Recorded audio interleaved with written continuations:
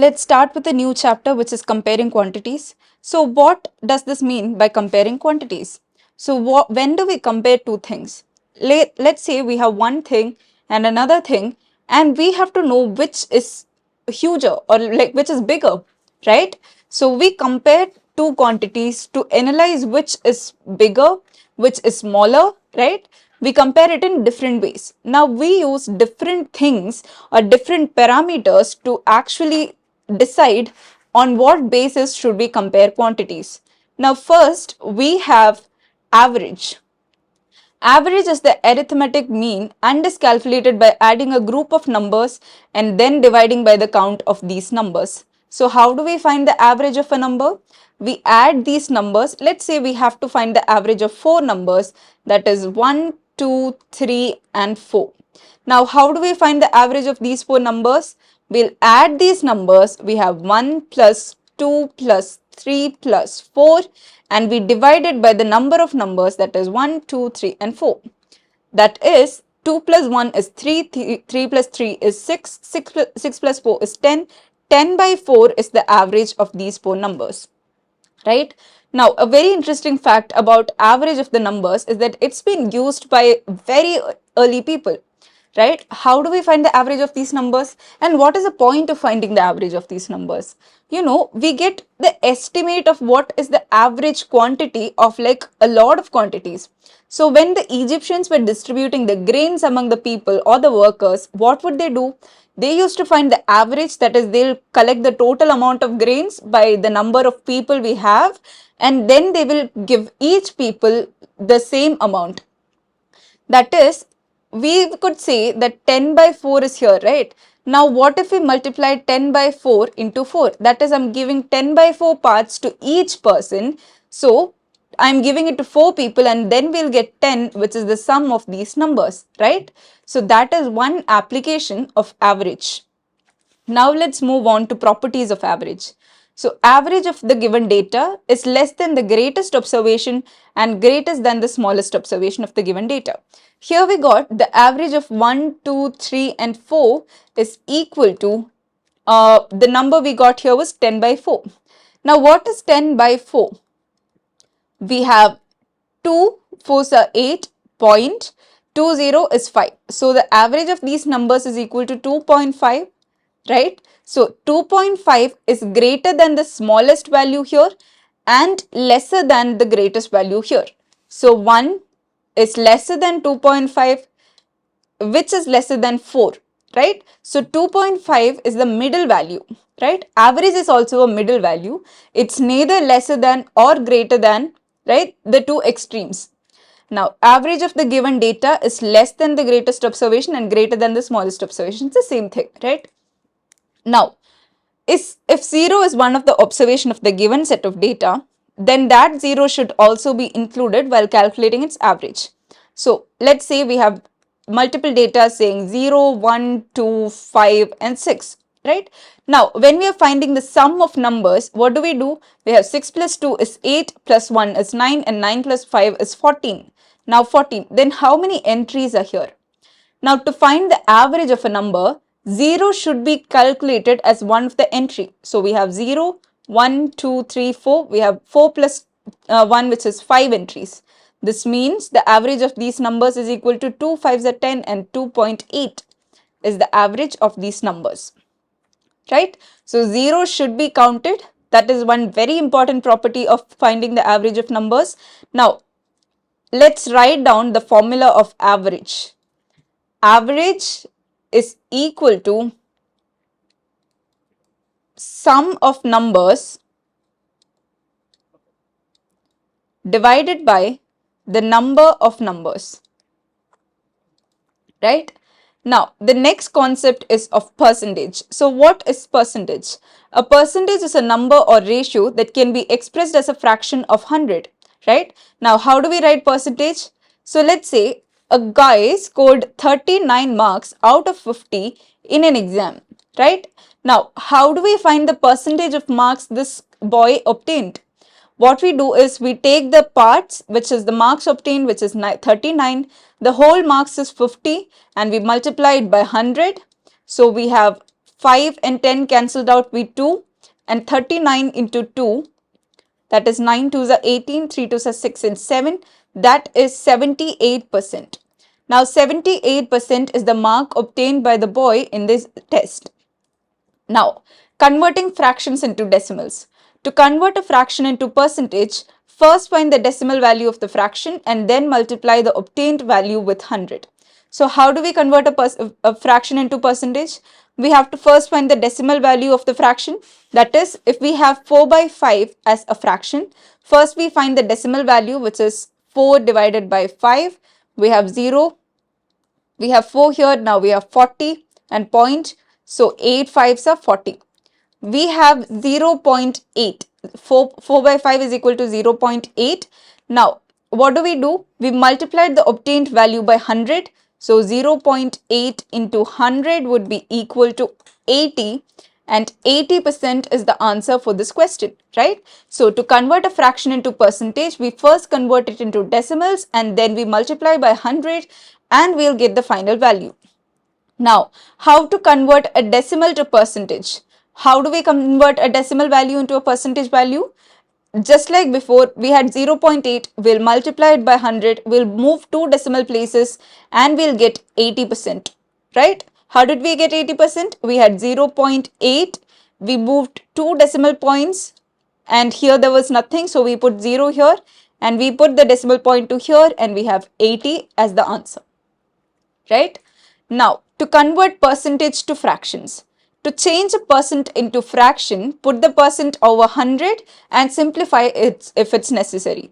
So if we have 4 by 5, it's a fraction, right? Now, put the percentage over 100. So basically, we said that 4 by 5 is 80%. So how do we convert it back? What we do is we put it over 100, we simplify it, again we'll simplify it, we'll get 4 by 5. Right? Now, this is the method of converting percentage to fractions. Now, how to convert percentage to decimals? So, if we have 0.8%, to convert it into decimal, we divide it by 100 or move 2 to the right, right? We have percentage to decimal. So, that's 80%. We have to convert it into decimal, divide by 100. What do? It's 0.80. Dividing by 100 means moving 2 sides to the left. That is 0.80 or 0.8. Now we'll move into profit and loss. So what is profit and what is loss? So first of all, let's say that one person. So we have a person here. He is buying a book. Okay. He's buying a book for 543 rupees. Right. And now this guy is planning to sell the book for rupees 700. Right. Now, he bought a book for 543 rupees. He is planning to sell it for 700 rupees. Now, what is the amount of money he is getting? Right? What is the amount of money he gets in hand? That is 700 minus 543. Now, this would be 10. This would be again 9. This would be 6. Right? So, we have 7, 5 and 1. So, he have rupees 157 which is saved in his pocket, right? Now, this is called the profit gained by the person. Now, what is loss? Now, say that this person bought this book for 543 rupees and he sold the book for rupees 443 due to some circumstances. Maybe he used it, okay? So, we have 543 minus 443. So, this is 0 and 1. And we have a loss of 100 rupees. Like he actually spent 100 rupees more to actually buy the book. So there is a loss of money from his hand and that amount which is lost is called the loss. Right? Now, what is the cost price? Now, in the same example where I said that the person bought a book for 543 rupees, right? The price which you pay to buy something is called the cost price. So, if in case of that person, he bought the book for rupees 543, right? Now, this is the cost price of that book.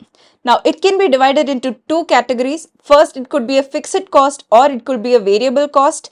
Now, fixed cost is constant. It doesn't vary under any circumstances, right? Under any circumstances, if this price is constant, it's called fixed price. Now, if he purchased a different number of units, or he purchased two of the books, or the books he bought was like damaged, then the cost is varied.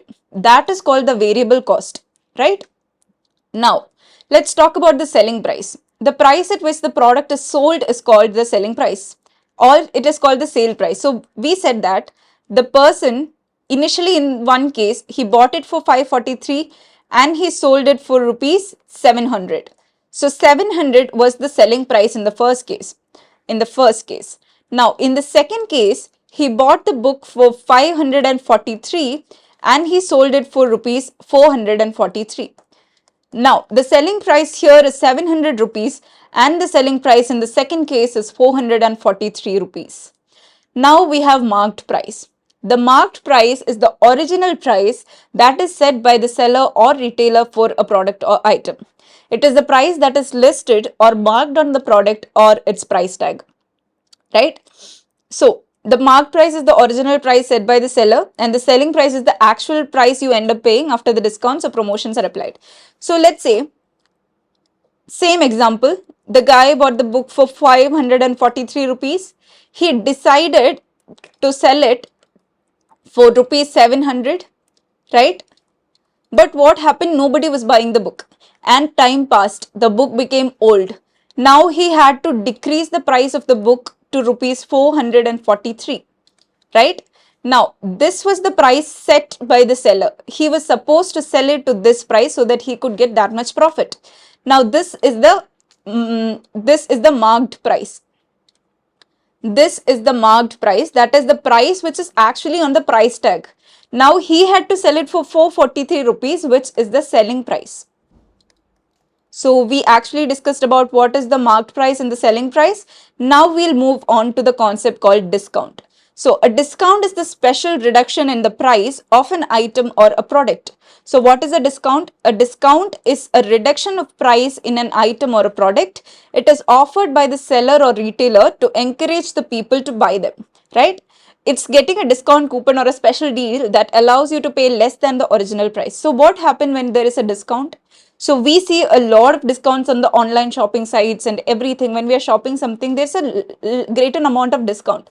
So, what happens in discount? In discount, the seller actually sells the item in a price which is lesser than the actual price so that he have to sell it anyway, right? So, first of all, discount can be calculated by subtracting the selling price from the marked price. The marked price is what he decided as the price and now he says that he'll sell it on another price, right? Now, discount is the difference between the marked price and the selling price. Now, how do we find the discount percentage? It's basically the discount you received by what was the marked price. Marked price can be denoted as MP or which the initial price was and into 100. This marked price could be also called as the initial price, right? Now, that's how we find the discount percentage. Now we have successive discounts. What if you have more than one discounts? Let's say you have different coupons, right? Discount coupons. One says 10% discount, let's say 20% discount, right? Now, how do we find the final price? The final price would be equal to original price into 1 minus, let's say the first discount was 10%. What is 10% in decimals? That is 0.10, right? Into the second discount was 20%, so that is 1 minus, that in decimals is 0.20, right? So, the original price into 1 minus discount 1 into 1 minus discount 2 is the final price which we pay after multiple coupons or multiple discounts. Now, we have some very important formulas here. First of all, it's a formula for profit or gain. So, the profit of gain is equal to selling price, that the price is sold, minus the cost price. The one is bought in this, selling price is the sold price, right? But when it's about the loss, the cost price would be higher than the selling price, right? So that would be cost price minus selling price. right? Now to find the profit percentage would be the profit we had divided by the initial price or the cost price into 100, right? Now loss percentage would be the loss divided by the cost price into 100. Cost price is the initial price. So whenever we are finding a percentage, we'll take how many parts? The whole parts would be the initial price and that multiplied by 100, right? Now we have a relation between selling price and profit percentage and cost price. See, so we have selling price is equal to, here we saw that what is the difference between selling price and cost price, right? Now we have profit percentage is equal to profit by cost price into 100. We know that profit percentage is equal to profit by cost price into 100. So what is profit? Profit is equal to selling price minus cost price divided by cost price into 100 would be profit percentage, right? Now what is the selling price? So cost price into profit percentage, right, is equal to selling price minus cost price into 100, right? So now let's move the 100 down here. We have cost price into profit percentage by 100 is equal to selling price minus cost price. Now what is cost price? Cost price into profit percentage by 100 is plus cost price would be equal to the selling price, right? So the selling price is equal to, let's take cost price outside of both of them. We have cost price into profit by 100, no, profit percentage. First of all, we are multiplying this so that we could make the denominator common. So basically we have 100 into cost price into profit percentage plus 100 times cost price divided by 100 is equal to selling price, right? Now we'll take the cost price outside of the bracket, right? So we'll take cost price out of the bracket, then we'll have 100 by 100 would be 1. Now profit percentage plus 100, right, into CP, which is the equation which is given here, right? Now we'll apply the same to the loss and we'll get this equation, that selling price is equal to 100 minus L percentage by 100 into CP. Now when we are seeing about the cost price instead of the selling price, we'll have these two equations, and then we have the equation for discount, which is equal to marked price minus selling price, and selling price would be equal to marked price minus discount, right? Now let's move on to some other important formulas. When there are two successful profits, say M% and N%, then the net percentage profit is equal to M plus N plus Mn by 100, right? Now these are like few equations which you have to learn. There are two successful profits. How do we find the net profit percentage? We'll do M plus N plus Mn by 100. Now what if there are two successive losses? We'll do M minus N minus Mn by 100. Now, if a product is sold at M% profit and then again sold at N% profit, then the actual cost price of the product would be, again there is an equation for the cost price when there are two successive profit, and when there are two successive loss, this is the equation for the cost price. And then if profit percent and loss percentage are equal, then profit is equal to loss and loss percentage is equal to 2 times profit by 100. Now these are a few important formulas in this. Now let's move on to taxes, which is sales tax or value added tax. So every time you're paying a bill, every time you're ordering something, you could actually see a portion which is where there is written GST or sales tax or some other tax, right? Now what is this tax? So basically, tax is imposed by the government or some organization on something. Now, sales tax is imposed by the government on the sale of goods and services. So when a person is selling something, a particular percentage of the selling price goes to the government, right? Now, a certain percentage of the price is called as sales tax, and that extra amount goes to the government, right? Now, how do you find the sales total cost of an item after adding the sales tax? The total cost would be equal to the selling price plus the selling price into the sales tax rate. So that much amount of, this is the extra amount we are paying. That is, if the sales tax rate is 2%, that would be 2 by 100 into, if I'm selling an item for, let's say 50 rupees, right? So 50 plus, this would be 50, this would be 2. We'll pay 54 rupees in total, and the 4 rupees would go to the government, right? Now that is called the sales tax. Now, value added tax is another type of tax. Value added tax is also called as the VAT. Now, VAT is another type of tax which is levied on the value added to a product or service at each stage of production or distribution. Now, sales tax is actually collected at the end of the process when somebody is buying the thing. But value added tax is applied on each stage of the supply chain, at the production, at the distribution, at every single phase. Value added tax is actually added. So how do we find the total cost after the value added tax? Total cost is equal to selling price plus selling price into value added tax rate. It's the same way of calculating. We just do the calculation like this, and we could find out the sales tax and the value added tax and the cost price after the final addition of taxes. Now, we'll move on to the concept called interest. So, we've heard a lot about interest, where we pay interest to the bank when we take a loan, or someone, if they took money from us, we are actually levying an interest to them. That is, interest is an additional amount of money that is earned or charged when borrowing or lending money. It is a way to compensate the lender for allowing someone to use their money, or to reward the person who saves or interests their money, right? Now, there are two types of interest. Here, there are simple interest and compound interest. Let's look deeper into it. Let's say simple interest. Simple interest is calculated only on the original amount of money, right? Now, it does not take into the account any interest that has been previously earned or charged. Formula for calculating simple interest is equal to principal into rate into time.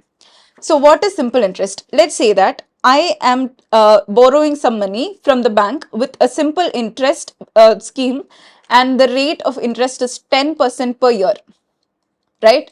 So if I actually borrowed 5,000 rupees, right, from the bank, now what is the simple interest on the amount? So the principal amount here would become 5,000, and the rate is 10%, right? And the time is, I'm taking it for 1 year, then the total amount of simple interest would be 5,000 into 10. Rate would be 10 by 100, right? Rate is 10%, so 10 by 100 it is, so this would become 1 by 10, right? Now, we have 5,000 by 10, which will become 500. So, 500 rupees would be the simple interest which I should pay extra to the bank. So, the total amount when I'm paying back after 1 year should be 5,500 rupees, right? Now, what we have next is the compound interest. Now, what happened in simple interest is, like, I'm borrowing some money or lending some money, so I have a constant principal amount. So if I'm actually repaying the money after 2 years, what would it be? We have 5,000 into 10 by 100 is the rate in 2 years, right? So we'll cancel this out and we'll cancel this out. So I have simple interest in 2 years to be 1,000 rupees, right? It's adding 500 every year. So after 2 years, I have to pay 1,000 rupees extra if I'm repaying, right? Now, in compound interest, if I'm saying the amount is to be compounded every year, what happened is, after 1 year, my principal amount becomes the, simple interest we had in the first year. So when the simple interest in the first year is added to the principal amount, that becomes the new principal amount for the second year. That is, the compound interest takes into account not only the principal amount, but also the interest that has been previously earned or charged, right? This means that the interest is added to the principal and in subsequent periods, like over a period of time, whether it be 1 year, 2, 6 months, half of a year, right? Now, interest is calculated on the new total. Now, how do we find the compound interest? The formula for compound interest is equal to principal into 1 plus rate whole raised to time minus the principal. Now, this is how we find the compound interest, right? Let's say the interest is compounded every year. So the time becomes 1, right? Now the principal amount earlier in case is 5,000 rupees. Now what is the rate? It's 10%, right? Now time is 1 year minus the principal is 5,000. So what does this become? It becomes 5,000 into 1 plus 10 is 11 minus 5,000, right? So 5,000 into 11 is 11 into 5 is 5,500 minus 5,000 would be equal to 500. This is the first year, right? First year there's no compounding happening. It's the simple interest only. What happens in the second year? We'll look at it. Compound interest for the second year would become principal is 5,000 again into 1 plus rate is 10 and then this raised to 2 minus principal is 5,000. So what happens? We have 5,000 into 11 square is 121 minus 5,000, right? So we have 121 into 5, we have 5, 5 2s are 10, 5 1s are 5 and 605. We have 605 and triple zeros minus 5,000. So this would be again a greater number. This would be we have 0.10 here. So this would be another amount which would be successively greater than the previous amount, right? Now this is called the compound interest. Now we have the amount of compound interest compounded yearly by applying the formula. Amount compounded is equal to P into 1 plus R by 100 whole raised to T. Now this is what we done. In 2 years, what happens? Earlier principal is 5,000 plus what is R by 100? 5,000 into 1 plus 10 by 100 whole raised to 2. We have this cancelled out and we have 1 plus 1 by 10 which is 10 plus 1 11 by 10. So we have 5,000 into 11 by 10 the whole square which is equal to 5,000 into 121 by 100, right? Now we could cancel these two zeros out. Now we have 121 into 5 is, we calculated 5 2s are 10, 5 1s are 5 and 6, 605, 6050 would be the total amount which we should have to pay after the 2 years. But what is the compound interest in the second year? We have 6,050 minus 5,000 which is the principal, we'll get 1,050, right? Now the amount of compound interest compounded half yearly, what we do is we add n here. So how many times the year? 2 times a year. It's see, compounded interest half yearly means in 1 year they are doing 2 times. So we multiply 2 on both sides and we'll get the answer. Now we have the final concept here which is growth and depreciation. So growth refers to an increase or expansion in value, quantity, size over time. That is, if we have one thing and it's increasing, we say that it's growth. Now how do we calculate the growth? Growth is equal to final value minus initial value divided by the initial value in, right? Now growth percentage would be growth into 100, right? Now depreciation is actually the losing of the quantity or decreasing of the quantity. Now how do we find the depreciation? Depreciation would be initial value minus final value. Why? Because the initial value is greater, divided by the initial value, and loss percentage or depreciation percentage would be equal to depreciation into 100. Now, this is all about the chapter comparing quantities. In this chapter, we started with what is average. We discussed some properties of average. We went on to percentage. We talked about some properties of percentage. We talked about the conversion of percentage into fractions and decimals and vice versa. Then we moved on to profit and loss. We discussed about different terms like cost price, selling price, mark price, and we discussed about discounts. We actually found out the relation between each and every one of them, and then we had some formulas regarding every one of them, like 2 successive profits, 2 successive losses, and everything. Then we moved on to simple and compound interest. We talked about different types of interest. We talked about simple interest, we talked about compound interest, and then finally we concluded with growth and depreciation, and this is about the chapter comparing quantities. This chapter covers a lot of variety of concepts, and it's very important for all the competitive exams because it actually covers profit and loss and every other single things. So I hope you understood all of this chapter, and yeah, solve a lot of problems, do the practical assignment problems, practice a lot of problems so that you would be very thorough with all the equations, and that's it.